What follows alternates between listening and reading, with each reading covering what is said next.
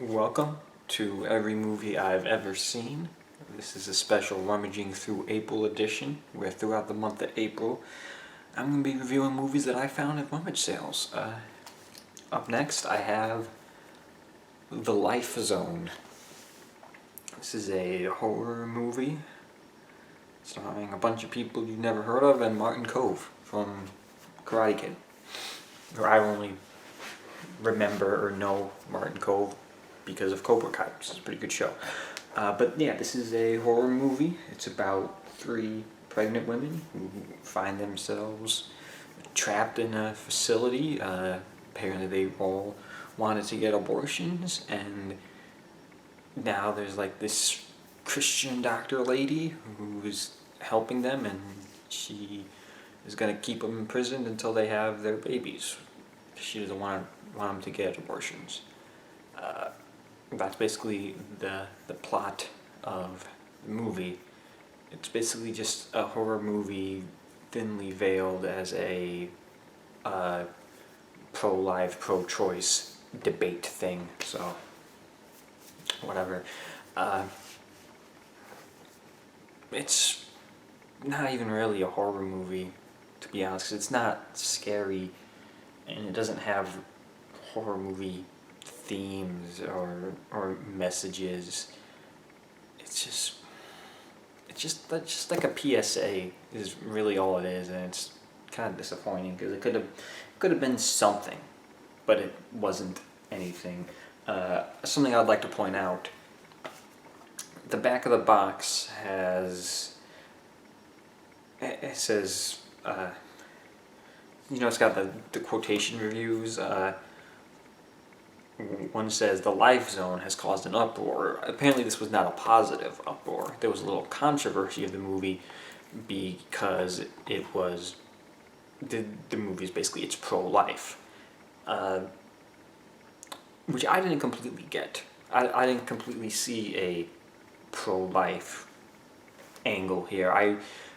I saw more of a poor attempt at pro-choice, because the pro-life arguments in the movie are better done, but they're done by, the crazy Christians kidnapping them. The pro-choice arguments are poorly done, but they're done by the main characters who you're supposed to sympathize for. But, and this isn't, I'm not talking about the topic itself. I'm talking more about just how this movie handled the topic. It didn't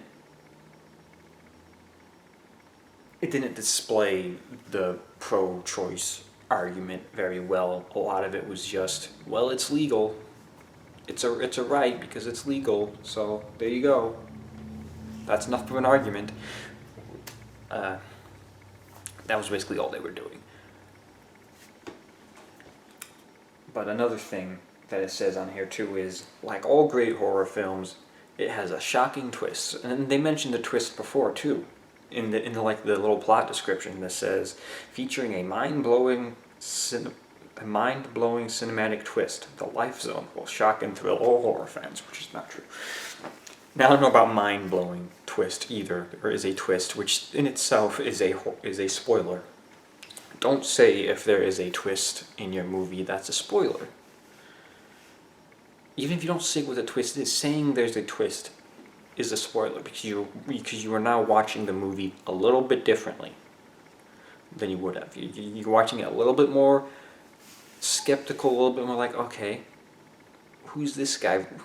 Who's this guy? Who is he really? What's really going on here? What's really going on? You're viewing the movie with that. When normally with the movie, you're supposed to take things at face value. Something, you're not supposed to question something innocuous, something normal. Best example is the first Saw movie, which I think has one of the best cinematic twists, and I'm extremely disappointed that I got spoiled for me.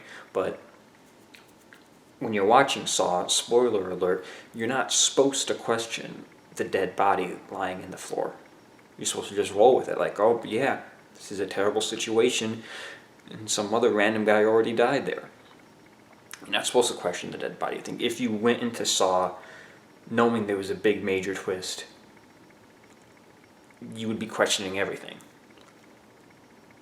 I think you would be questioning Michael Emerson's character. You'd be questioning, Lee Winnell, Carrie Ellis, and of course you'd at some point probably question the dead body. So saying there's a twist doesn't allow you to take everything at face value, which you're supposed to do, because you can't go into every movie assuming there's a twist. You don't watch Cars 2 and assume there's a twist ending.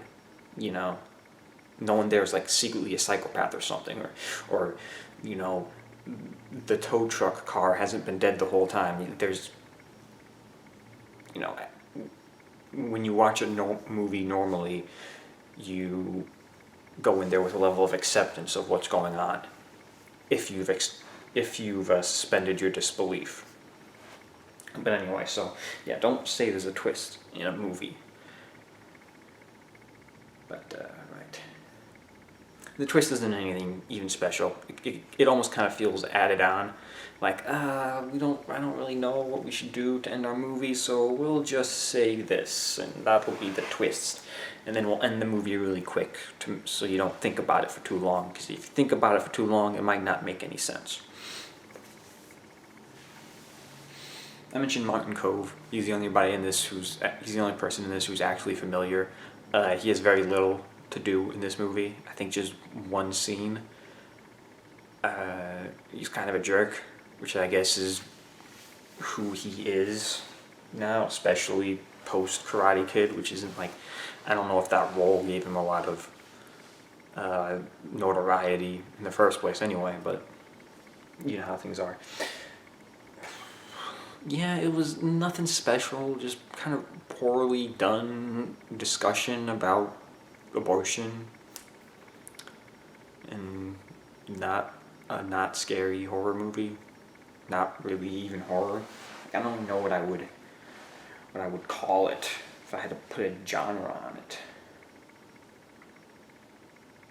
I kind of feel like there's a subgenre of horror movie out there of like bad things happening to women. This almost feels like Human Centipede genre.